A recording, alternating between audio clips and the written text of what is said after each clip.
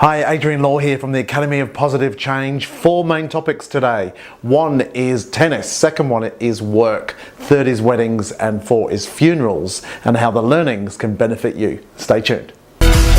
So firstly, a few weeks ago, I finished reading Andre Agassi's autobiography, Open.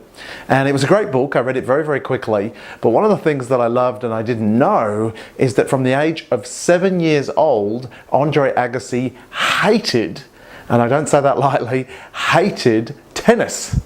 But he was the world's #1 for a long period. So what does that go to show you? Well, moving on to topic number 2 is that you don't always necessarily love what you do for a living. You know, even if you liked it initially, you've put so many hours into it, it may not be the thing that you just wake up and go, yes, I can't wait to get to work. And it's the same for me. I love most of what I do, but last week, for example, I trained 5 days straight, on average about 10, 11 hours per day. That's presenting. If you've presented before, you know how tiring that can be, and I'm sure if you're not a presenter, that some of what you do can be tiring as well. So sometimes you may not think that you make that bigger impact on the people that you're talking to or dealing with.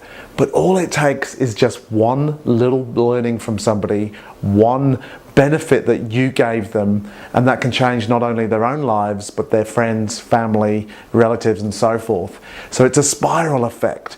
So I just want you to know that whatever it is that you do make a difference. Okay, it's really important to know that you do. Second, in fact, 3rd point, is weddings. After 5 days presenting, I had a good friend of mine's wedding on the weekend in South Australia. And I just loved not only the ceremony, but the celebration. And the reason I bring it up here is because the thing that I liked particularly about this wedding is that they did it their way. Like Frank Sinatra once said, I did it my way. They got married in a pub. It was a nice pub, but got married in a pub. And it wasn't about the actual ceremony itself. It was more about celebrating with friends, because that's what they wanted to do. So many times I see people, not just in weddings, but in life, doing things that other people want them to do, not what they want. So this is about following what it is that you want to do. I know you've got to compromise sometimes. Sometimes you've got to make it a win-win, but follow through more on what you want and you'll be happier. There's no question about it. And the 4th and final part is I had a funeral on Sunday. So wedding on Saturday, funeral on Sunday. It was one of the most emotional experiences of my life. This was a 25-year-old young man who I trained. He worked for my client in South Australia. I went to the funeral and it just blew me away. Not only was it very sad, his death, he died of cancer and he had a long battle with that, but the ceremony itself was just, it was a real tearjerker.